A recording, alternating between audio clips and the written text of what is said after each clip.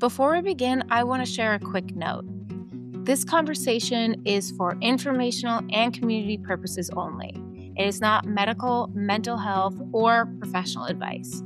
We're sharing lived experiences and perspectives, and we encourage all of our listeners to find the support that's right for them. Thank you for being here. Welcome to Seen, Not Fixed, a Spoonly podcast. I'm Nicole Pedra, and this is a space for honest, intimate conversations about chronic illness, caregiving, mental health, and the realities that we don't usually hear spoken out loud. Spoonly exists to remind you that even when you feel alone, you're not. We're sitting right beside you. Today's conversation is part of that offering. So I'm so excited to be here with my friend, Dr. Rachel. Her and I had this amazing experience at Reese Witherspoon's Shine Away event, instantly connected, and we got to have a really interesting and helpful panel. So, Dr. Rachel, I need you just to tell the people a little bit about your involvement with chronic illness, because I think it's something that is so important for this audience to know about. Yeah. So first of all, thank you so much for having me. Of I course. just adore you. And like you said, we had an instant connection when we met at Shine Away. So I'm just excited to kind of continue the conversation. So for anybody listening, I'm a licensed psychologist. I'm out of New York City. I'm also a speaker and author, as I have a book coming out very soon. And It's the work amazing. thank you. So sweet. My background as a psychologist is actually that I specialize in what's considered or called behavioral medicine. And it Mhm. actually is really the interconnection and the interplay of our mind and body and how that works together. Some people call behavioral medicine medical psychology or health Right. psychology, but it's really working at individuals with chronic illness, could be chronic pain, any kind of illness, really, any kind of disease, and the psychology of that and kind of like the lived experience and what it Mhm. feels like emotionally, mentally to be going through that day in, day out. Right. How would you apply that to someone's experience with chronic illness? I know we talked about the advocacy portion, but I'm sure it applies to so many other areas of living with chronic illness. Yeah. So, back in my training, I really saw, a wide variety of individuals struggling with all different chronic illnesses and chronic diseases. In my practice more recently, I really have been specializing, actually for several years at this point, the treatment of obesity as and other conditions that come along with that. And I think, similar to what we spoke about at Shine Away, I think it all starts with the way that you see the person, right? Mm. And the words that you use when you're speaking to somebody, being compassionate, being kind, validating their feelings. Actually, I'm wearing my shirt that says, what does it say? Your feelings are valid. Oh, I Um, love that shirt. I put it on right before and I was like, this is a good one for this podcast. But I think that's really important. And then, therapy can be so beneficial for so many people, but especially for people that are going through chronic illness. You know, I think I hear this often, that they don't want to burden their family. They don't want to burden their Mm, friends. And having somebody like a trained professional, like a therapist, to really just sit with, right? And to be able to unload whatever they need to unload and process whatever they need to process can be so therapeutic and beneficial yeah. and powerful in so many ways. So, really, I like to meet the client where they are and I help think them. that's really, yeah, I think that's really Yeah, important because there's so many different areas of where you can be with chronic illness, exactly. right? Whether you're navigating how to, find a doctor, how to speak up for yourself, whether you're dealing with a diagnosis and you have like a shameful mindset or you feel guilty, right? Did I do something wrong? There's just so many phases in in the journey that really need to be recognized and not enough people talk and give them attention. It's so unfortunate and so true, and I think you're right. I was having a conversation earlier today even about this, that unfortunately, I don't think healthcare professionals and medical professionals are really trained properly 100%. in compassionate care, Mm-mm. unfortunately, right? Like just how to be a human, how to listen, how to really meet the person where they are. And thanks to our busy society and on the Yeah. go hustle culture, I think has a lot to do with that. But I really like to just give you the space to do that. Again, meet you where you are and to help provide you with the tools that can help you manage life's ups and downs. Yeah, because I think it really does have to do with having the correct tools. But I feel like that is dealt with kind of after the first thing that is mindset. Yeah. What do you see people? I'm reading your book and I'm obsessed with it. So, what do you feel like the mindset is that can work against people against them feeling in control, against them feeling happy? Like, what are the different types of thinkings that are not beneficial for us? So many of us get stuck in our own Hmm. thoughts, or when we feel stuck in life, most of the time it has something to do with our thoughts. Our thoughts Right. actually keep us stuck where we are and can actually downward spiral or Hmm. positively spiral, right? In a positive way. And I think the most important thing to recognize is, the type of work that I do is called cognitive behavior therapy. The basic premise of CBT is that our thoughts, emotions, and behaviors are all linked. And if we keep that in mind, we can understand how one unhelpful thought can truly change the course of our day Hmm. or the course of our life, right? Because it Right. really can impact how we're feeling and then impact our behavior. So there's these common unhelpful thoughts. In psychology, we call them cognitive distortions. I like to just call them unhelpful thoughts or thinking traps. And we all have them. And I want to Hmm. emphasize that first before we identify some of them, because everybody listening is going to be like, oh, what's wrong with me? I think like that. There is nothing wrong with you. We all have them. And the ones I'm going to identify that I know you and I talked about briefly before are actually the ones that are the most common. And that's why it's important that we identify them. One of them is called should statements. Like, Oh, I should go to the gym. I should eat healthier. I should call my friend. Who says we should? Right?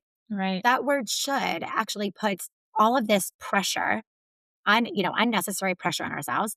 And then if we don't do it, we actually feel a sense of blame and shame. So we Yeah. can tweak that thought by saying something like, I want to make the choice to eat healthier. I want Hmm. to try to exercise a little more. I choose to, which has a different feel to it, Right. right? And I If imagine that's so hard with chronic illness because you fall into this trap of right, comparing and like you're like, I didn't do this, so I'm less worthy. So it's kind of this like vicious cycle. And exactly. y- chronic illness doesn't make it better. Right, right. And that's where then we can go to this mindset shift of we can think about that and we can sit in that thought and probably get us nowhere good. Or Mhm. we can shift the way we think about it and think about the fact of, okay, this is the fact. I have this chronic illness. And now what do I do about it? What's in my control? Right? Because we can Yeah. let the illness take over our life or we can kind of work with it. And Yeah. again, I think it has a totally different feel to it when we're like, okay, this is the fact. This is what it is. And now I'm going to take back that control and I'm going to take Hmm. action and I'm going to make a decision based off of all of the information that I have. Right. This episode is brought to you by Inspire, an online health community where millions of people come together anonymously to share experiences, ask questions, and support one another across thousands of health conditions. If you're looking for real conversations from people who understand what you're going through, you can join Inspire for free at inspire.com. Now back to the episode. And I mean, I know for me with my ADHD, but I think for people in general, they hear all this stuff, they take in all this information, and they want to do like a complete overhaul. Like, how can you take that in smaller chunks instead of feeling like you have to change everything now?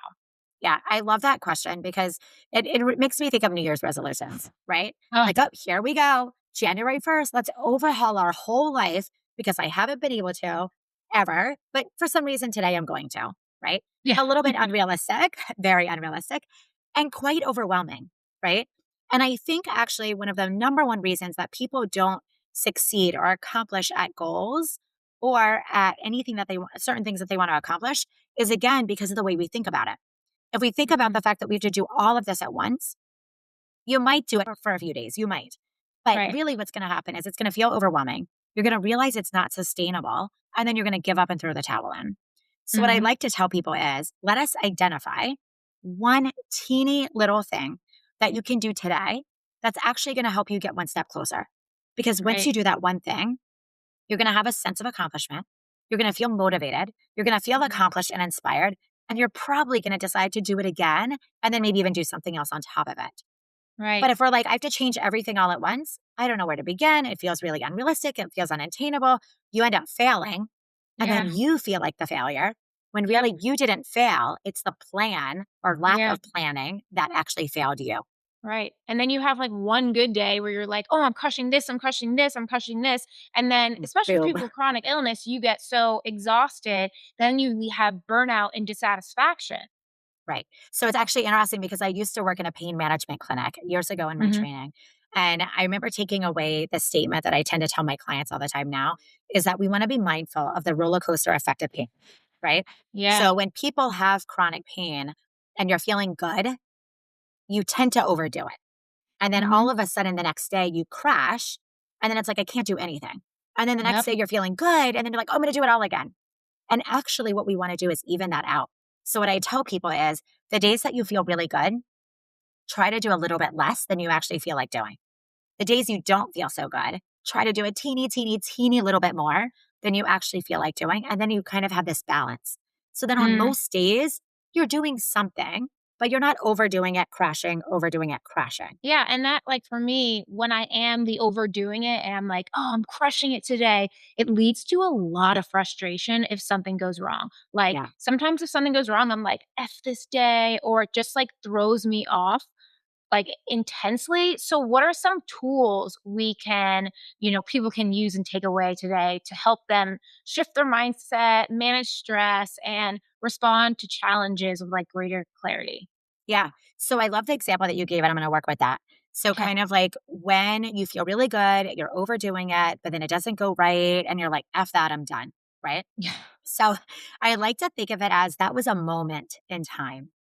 That Mm, moment doesn't need to dictate or or your whole day doesn't have to be defined by that moment, right? right. And it's okay to have yucky moments. It's okay to have yucky days, right? It would be unrealistic for me to sit here and be like, well, the world and life is just happy and cheery. That is not true and will set us up for failure, right? So it's okay to be like, this sucks. Mhm. And now what am I going to do with it? Right. So when things don't go exactly as planned, I like to think that we just pause, which is also difficult, and I Right. acknowledge that. But to pause and be like, okay, what's in my control? What can I do about it Mhm. now? And what happens is the thought that we have actually it's less about the thought and more about what we do following the thought. What do we do with that thought? Right? So if you're Mhm. like, that didn't work, F this, I'm done, that's gonna again lead to a feeling and lead to a behavior. But if we're like, that didn't work, and what can I do differently? Right? Yeah. Or that didn't work. This sucks. I'm in a lot of pain. We'll use that as an example. I'm going to lay down and rest, give myself some time to reset, recover, take a nap, whatever you need. And then I'm going to see how I feel, which is Right. more neutral and grounded. It's like, let me assess what's going on as I'm going, as opposed to jumping to conclusions, right? Or Mhm. catastrophizing, another unhelpful thought, and being That's like, me. well, everything is screwed. It's over. Yep. Yeah, no, I totally agree with that. And, like, I feel like that kind of is similar to, like, we can't control what happens, but we can control how we respond. So, like, Exactly. what does that actually look like, though, in the moment? Yeah. So I always like to use kids as examples in this situation because kids are very reactive, right? They have Mhm. lots of big emotions. Maybe they don't know how to manage the emotions, they don't know how to respond, so they react. Well, Mhm. adults aren't much different than the kids. I was We gonna say, actually, that's right, me. That's right. me. No, we all are. And I think we forget that, right? As Mhm. humans, we have emotions. If we didn't have Yeah. emotions, it would be a different story. But because we have emotions, we do react. The question is, though, are we going to react and let the reaction kind of dictate the day and snowball? Or we can react and then learn to respond differently, right? Right. So again, it's okay if we react. Like we can't always be prepared for what's going to get thrown our way. And some stuff really sucks. Like it's okay to react out of emotions, but then it's like, okay, what can I do differently? Or now how can I respond? Right. So Mhm. I'll just give an example.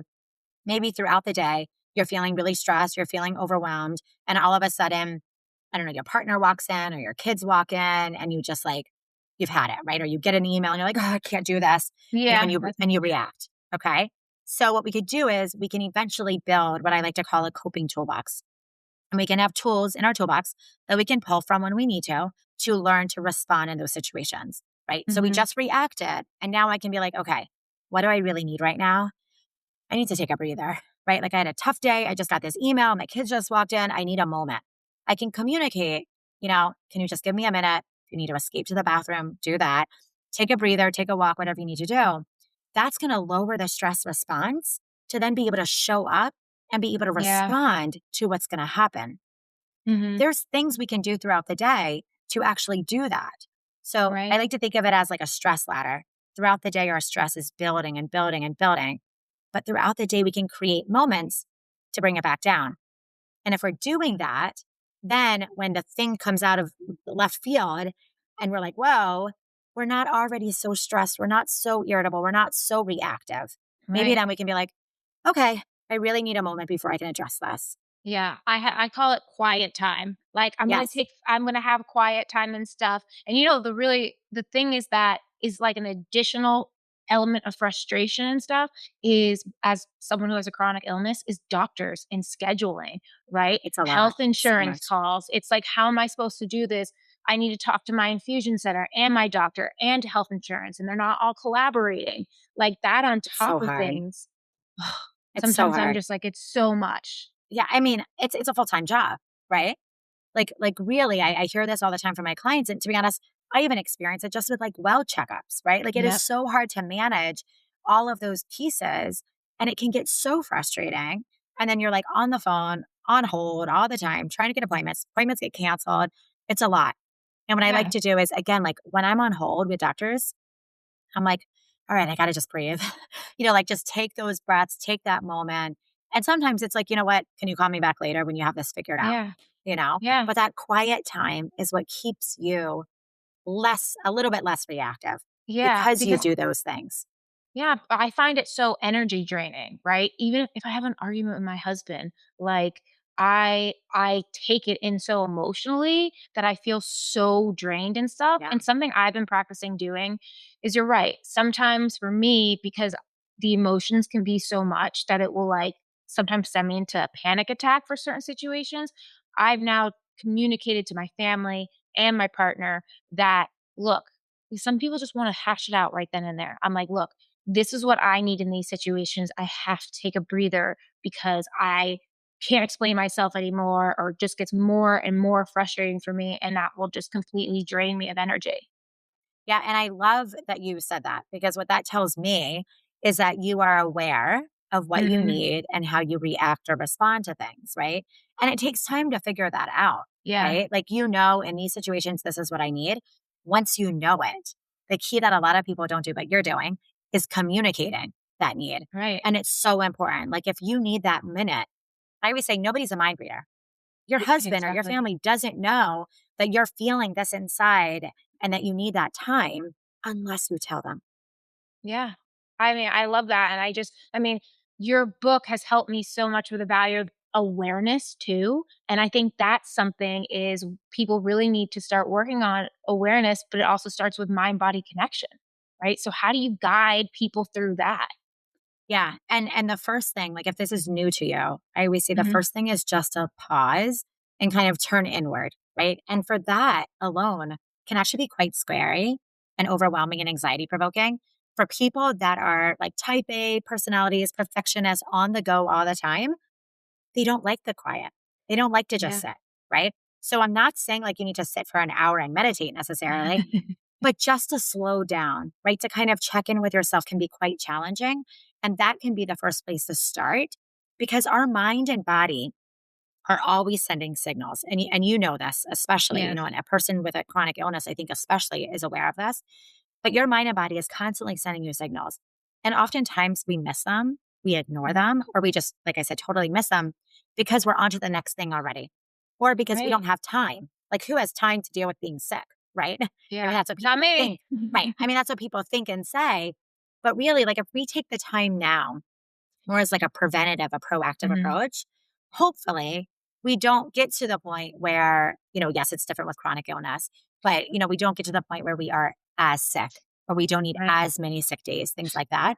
But that's putting the work in now in order to try to prepare and prevent that. Yeah. But again, the first step is turning inward and Yeah. understanding that, like, okay, the headache that you have shouldn't be ignored.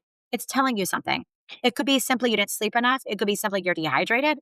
It could be something else, but it's a signal, like and then to question it and be Mhm. curious, like, what do I think is going on? Oh, my sleep wasn't good last night. All right, let me try to get a little more sleep tonight and see what happens. Right. Ye But Yeah. without that awareness, it's never going to happen.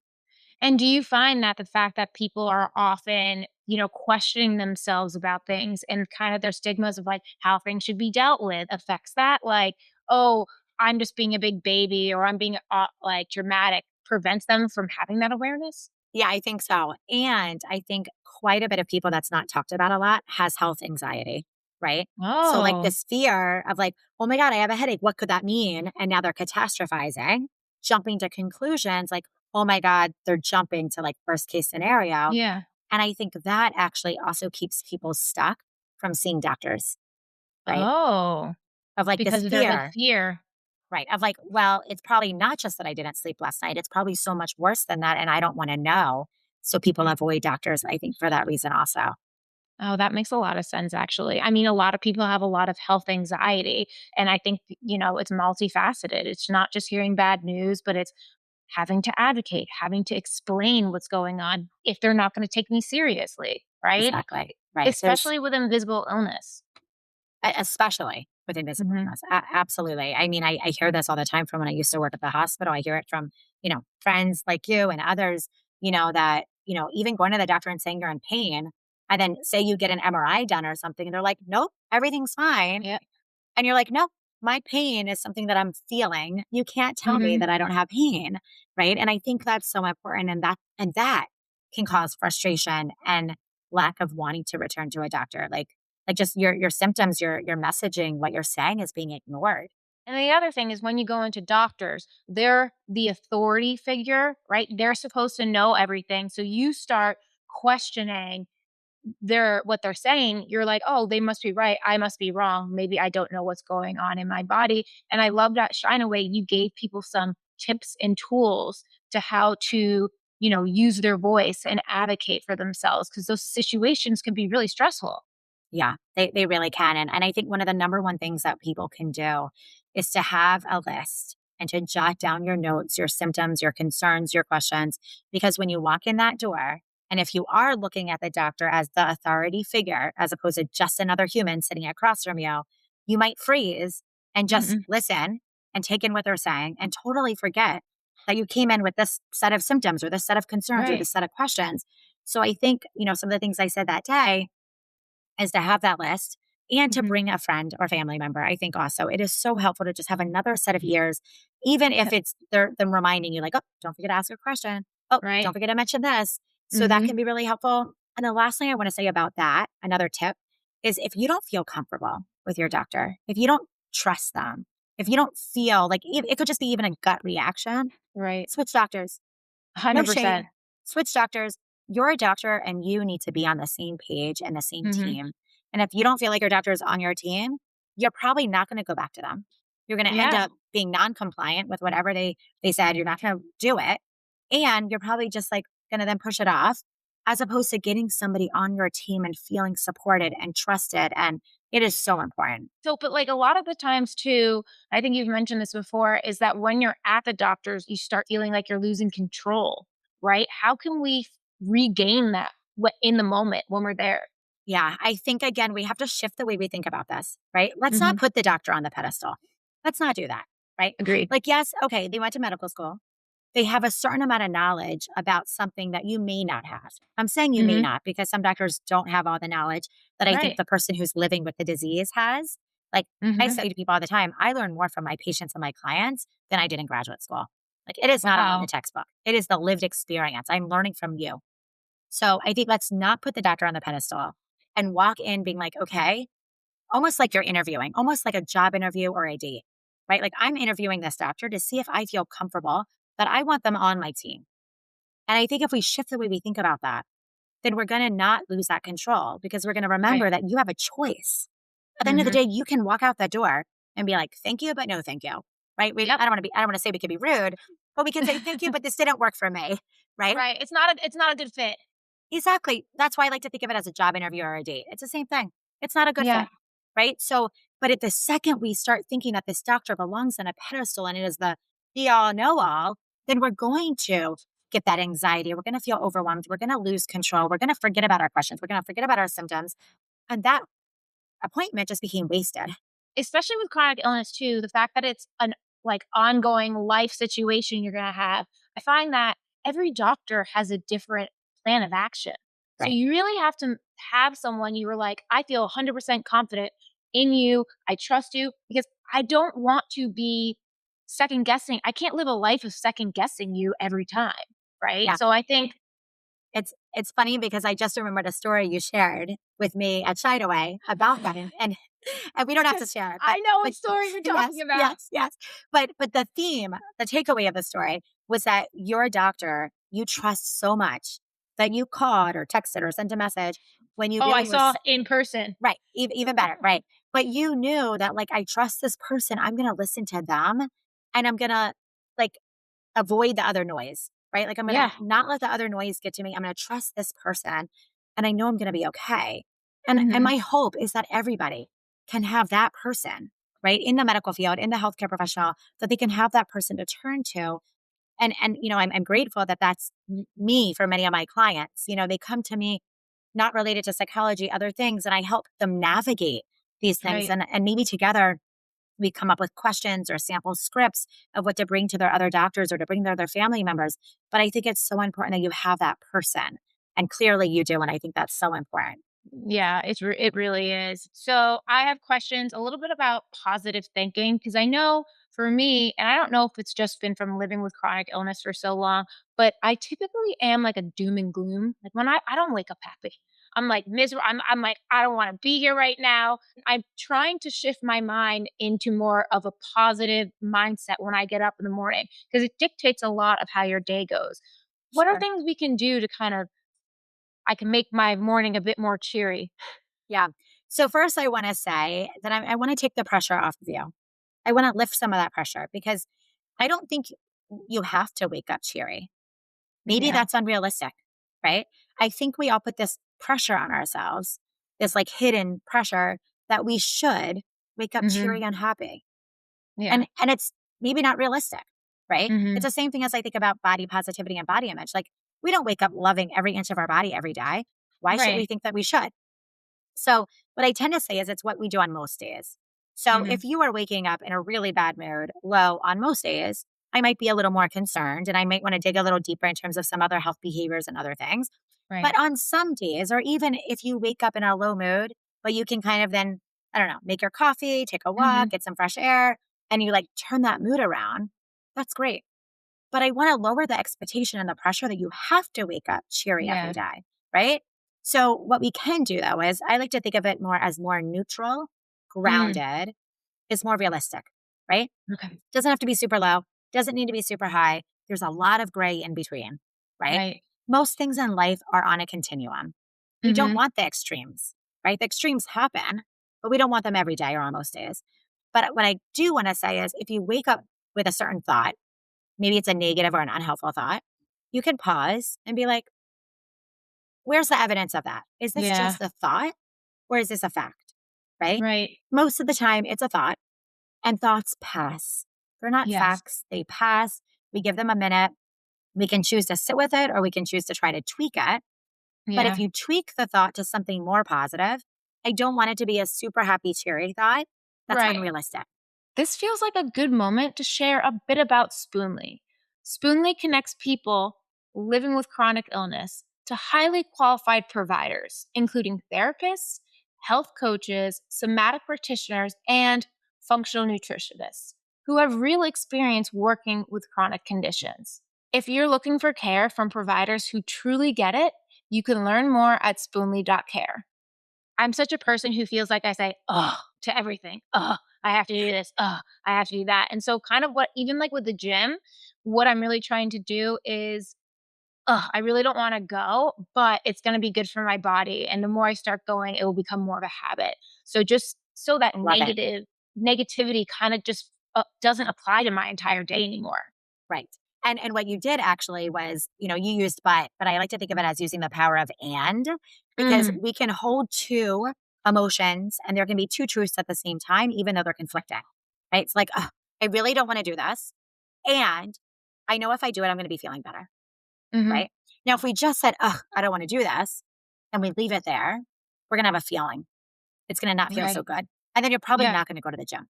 But if you're like, I really don't want to do this, and I know I'm going to feel better if I do, that's a little more inspiring, a little more motivating, a little more Mhm. encouraging. You're probably going to go, maybe it's an okay workout. Maybe it's not the best, but it's fine. And you did it.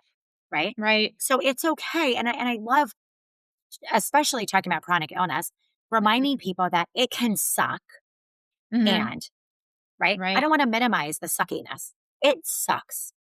Mm-hmm. And what's in your control? Yeah, exactly. So the next thing I want to chat about, I'm selfishly like asking stuff that will help me also, but feel like I the love audience it. can relate. Goal setting. People who are ambitious, even people in general, want to feel like they're reaching goals. They want to make a change and stuff, but like actually set goals that you'll keep. And, how do you translate like what you want to be doing and into action steps? Yeah, I love that question. So, first of all, I like to say a goal without a plan is just a wish, Oh, that is right? good. Yes. So, literally, like we can all make goals. Like, again, New Year's resolutions, they are really wishes. Hmm. It's like, this is what I wish to accomplish this year, but I'm not going to put a plan into action and it's not going to happen. But it That's sounds what good. my mom always says. She's like, "You can do anything, if you have a plan, right? It's Like, so true. you might be in this one place and you're like, I wanna move and get to this other place,' and you just are so unhappy with, like, I'm not there." And she's like, "If you just have a plan day by day, you can get to where you wanna be." I know I loved your mom. I, I really do. I mean, really, because I often say, if you set a SMART goal, which we'll talk about what that Mhm. means, if you set a SMART goal, I truly believe you can accomplish anything you want to accomplish. And a SMART goal entails also having a plan and putting that plan into action. So Mhm. SMART actually stands for something. It's an acronym. It means specific, measurable, attainable, realistic, and timely, right? Yeah. So it has to be specific enough that you know what you're doing and you need to be Mhm. able to measure it. So, like, if you're like, I want to go to the gym more, like, what does more mean? That is Yeah, not specific enough. That exactly. is not measurable. It's not even specific enough in the sense of what you're going to do. Because what's going to happen is you're going to wake up and you're going to be like, I should go to the gym today. But what am I going to do at the gym? Like, Yeah. great. So you showed up at the gym. Great. You walked in the door. That's it. Right. So I really believe it. So the SMART, if you can identify all of those pieces, you then can put the plan into action. And the most important part of it, and I say this to my clients all the time because I just had a client that we talked about this. They had set a goal and I was like, okay, now is that actually realistic for this week? Is that actually realistic for today? And they're like, Very true. actually, no. And I'm like, all right, then we got to tweak the goal because you're setting yourself up for failure if we're not being realistic with the phase of life that you're in today, right? Yeah, It that sounds makes great. sense. Like maybe years ago you went to the gym 5 days a week. Amazing. But guess what? You're not in that phase of life anymore. Maybe it is not realistic to go to the gym 5 days a week anymore. Maybe it's realistic to get out the door and walk for 20 minutes, 3 days a week, and that's enough. Yeah. So this is where the comparison can really get tricky because not only are we comparing ourselves to everybody we see on social media, but we're also comparing ourselves to who we used to be and Oh. to who we think we should be, That's right? very much chronic illness. That's very important because people really struggle to who they were, what they could do before they were sick, and then after. And it's a hard thing to accept, and I know that. And we have to identify where we are today, right? Because where is it going to get us if you're like, well, I used to be able to do this before I was diagnosed. Great. How is that helping me today? Right. Right? So, and this is where that acceptance piece can be important. Like I have to accept the fact that this is what it is and I'm going to work with it, right? Yeah. But how do you, I have like three questions on one. Go for it. How do you deal with like being upset with your new situation, right? Being like, I used to be able to do this, and then dealing with the grief part of like, I can't I just now. said it. Like, Yeah. I was actually going to say that I want us to take a step back and actually acknowledge that there's a loss and that it's okay. And I actually recommend that you grieve that loss in whatever mhm, way that looks like for you.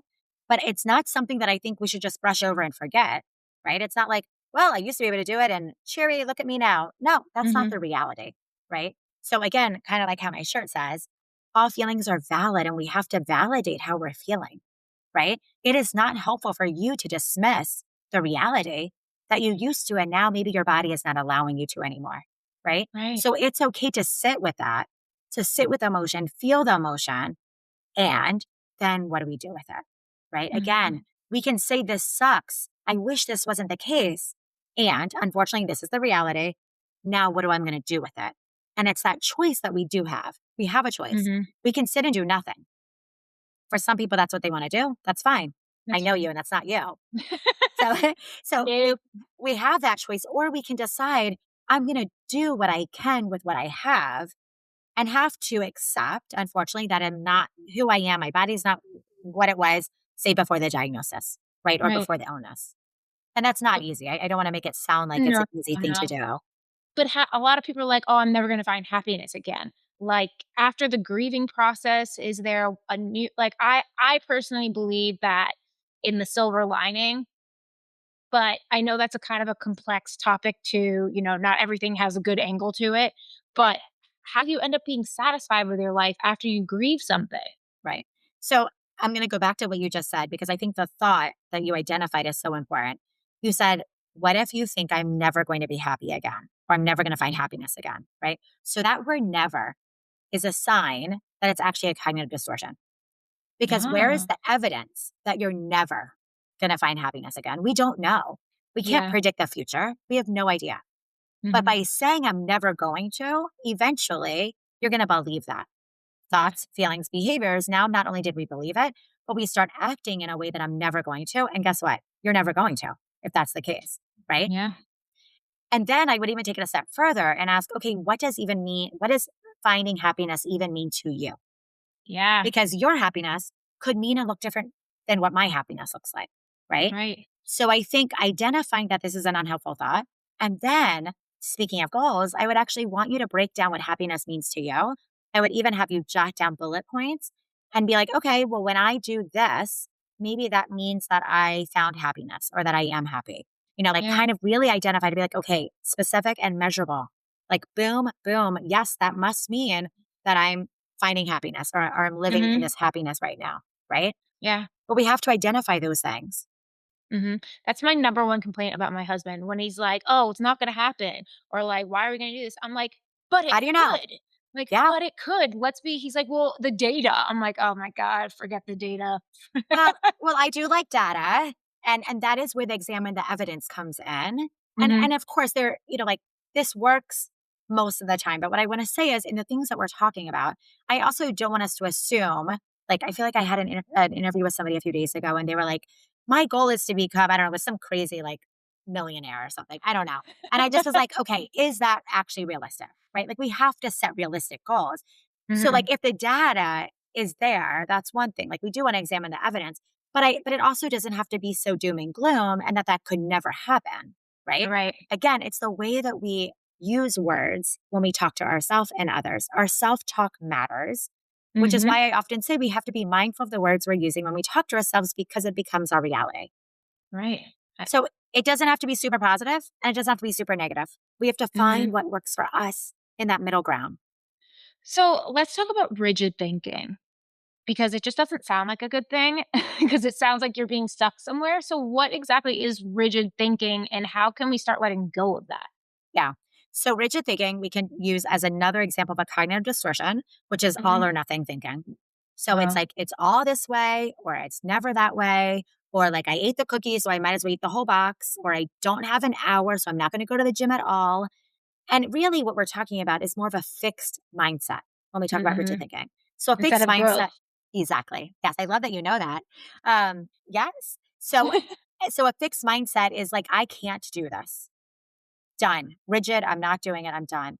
The growth mindset could be, I can't do this yet, or I'm working towards it, but I'm not there yet, right? The growth mindset is opening the door for opportunity. It's learning from experience. The fixed Mhm. mindset, again, is very all or nothing, very rigid. And it tends to keep people exactly where they are right now. Mhm. And again, for some people, maybe that's working for you until it's not working for you. But for most of us, it's really not working and it's keeping us stuck where we are. Yeah. I'm like a 50% recovered rigid thinker. It's I a love work how in you say. progress. And you know what? We all are. I like to Mhm. remind people like just because I'm a psychologist and I'm an expert in this area doesn't mean that I do it all right all the time. I'm a Mhm. human with little humans also. And, I have thoughts, I have emotions, and it's okay. But the way that you even worded that, right? Like, that you're on this journey, it's progress as Yeah. opposed to, I'm never going to get this. I can't do it. This is the way I think. And that's that. Right. I mean, I'm just learning so much even with your book and my situations. I have habits that I've learned since I was a child that really help them but are not suiting me now is monitoring everything that happens in my body, right? And that prevents me from being present necessarily because I'm just thinking of everything and I actively listen to myself so much. But I've done a lot of this, understanding that I'm never going to be able to drop that 100%. Like that's always And going to that's be there. okay. And Yeah. that's But, okay. and then learning how to say, okay, I'm going to put that on the shelf for now. I'm going to Love it. I'm still safe and then I'll come back to it. So these thoughts and how we talk to ourselves and work with our habits are really important. It's so important. And I love that you said that because again, if we like I always say the goal is not to completely eliminate the unhelpful thinking. Mhm. The goal is not to completely eliminate feeling gloomy and down. Like that's Right. again unrealistic, right? The goal is to identify when I feel like this, what's going to happen next? What Mhm. happens next is the key, right? And you're allowed to be like, okay, you know what? I'm overanalyzing these symptoms too much. I'm Right. looking at this too much. I'm going to put that aside. I'm going to do something else, maybe distract yourself. And then if you're still thinking about it, maybe that's giving you some information, right? Right. But if we're able to like move away, distract yourself, do something else, use those coping tools, Right. maybe then you come back to it with a clearer mind, maybe Mhm. with talking to other people, trying to understand what's going on. Because oftentimes we get in our own head and it only goes like this and it just hits repeat, repeat, repeat, and it doesn't feel good. And I think routines and systems are so important in this So area. So, important. like, I will find myself going down the rabbit hole of like, I want to learn if I can learn more about this and learn more about this, that I can like fix it. And I decided, I also was like chat GPTing some of this stuff, be like, Yeah, how right. do you fix me? Not fix me, but how do I work with this? And they mentioned, or she, whatever your chat GPT is, that setting Nicole's a friend. time, and my friend, setting a time limit for Yes. yourself, right? Okay, you can look this up and everything, but you're dropping it after an hour. So you're not trying to Not an overwhelm hour, five yourself. minutes. 5 minutes. So you're Yes, not yes, overwhelming yourself doing research. And, yes. so like I've really been using clocks a I lot, love that. Yeah. you And know? and that's actually a tool that we sometimes use in cognitive behavior therapy. I call it like a worry block or a worry time. Hmm. Like, let this be your worry time. I'm going to give you, say, 5 minutes, 10 minutes, whatever it is. Worry. Worry about all of that for five Yep. minutes. But then after 5 minutes, when that clock goes off, you're going to put it, like you said, on the little shelf. I like to think of Hmm. it. I'm going to put it in a box. I'm going to put it over here and I'm going to come back to it if and when I want to. But Right. that 5 minutes is done. Now I'm going to be present. I'm going to move on. Because if Yeah. not, that 5 minutes turns into an hour, turns into 5 hours, turns into your whole day, Yeah. turns into That's you right. not sleeping at night, and then Right. impacts everything. Yeah. And I think, I'm someone who gets very overwhelmed by the entire task, right? Oh my God, I have to write an entire speech or something. And I found that prevents you from actually doing it Yep. because That's you're when like, it's procrastination happens. exactly. And I found just telling myself, okay, 5 minutes. you're going to sit down and do it for 15 minutes. And Exactly. then that's okay. You can do that, can be your first draft. You don't have to get it perfect. Yep. So, those things I think have really helped. And I think they could help a lot of people, even with like cleaning, right? Yes. Like, you don't have to clean your whole house at once. It's so true. I had a client, I still see this client, but a long Mhm. time ago, I remember there was this closet that really overwhelmed her. And we like, and I never saw the closet. I'm doing virtual therapy with her. And she described the closet to me. And I literally was like, choose one shelf. Just choose one shelf, empty the one shelf today, and then be able to go through what you want to keep and what you want to throw away, but only one shelf. I'm like, that's your only goal today. Totally Right. doable. Well, we said, okay, do you have time to do that today? So we want to be Mhm. realistic, but totally doable. And then again, you feel a sense of accomplishment and then you're like, oh, that wasn't so bad after all. Yeah. But if we think about the whole closet, if we think about the whole speech, if we think about the whole marathon without taking baby steps, we're Mhm. never going to get to the finish line. We have to start where we are now and break it down to the most simplest, easiest task that we can actually take Right. action doing today. Yeah. Is that why routines are like so important during stressful times and when you're overwhelmed? Yeah. So routines actually ground us, right? Our brains crave familiarity, our brains Mm. crave comfort. And during really uncertain, stressful times, we feel like nothing is in our control. And a lot isn't, but there's also a lot that is. So sticking to the most basics of your routine can actually reground you and actually help you take back that control. Right. I mean, I know it's made a huge difference for me that I like have my routine in the morning that I'm like, okay, because I'm like procrastinator of like emails and stuff. Okay, you're gonna sit down for 15 minutes, check your emails, and just do things in different blocks of time. So Yeah. one thing I want to talk about is the difference between body positivity and healthy optimism. Oh, Toxic sorry, positivity. toxic Okay. Okay. positivity. Yeah, the I was like, different. wait. Those are they're two similar. separate things. Well, Yeah. I can make them connected. Just do toxic because Yes, like I feel like for people with chronic illness, I it's such agree. a trying to be more positive and like Exactly. how can we meet in the middle? Yeah. And so toxic positivity is the like opposite of the shirt, right? Like positive vibes only, stay positive. At least this didn't happen. Let's look at the positive side. Let's look at the silver lining, right? And what that does, it actually ignores and Mhm. invalidates the fact that we have other emotions and feelings, right? And we do. Mhm. So that is one extreme. Again, everything's on a spectrum or on a continuum. Then you have, like being optimistic, right? Or a hopeful optimism, healthy optimism. And that is just more grounded in realism, right? So there is actually an area of study, a science called positive psychology. And there is science to it, that there is evidence that being more positive can be helpful. And I think Mhm. more so, like a lot of the science is actually dealing with individuals with chronic illness with positive psychology.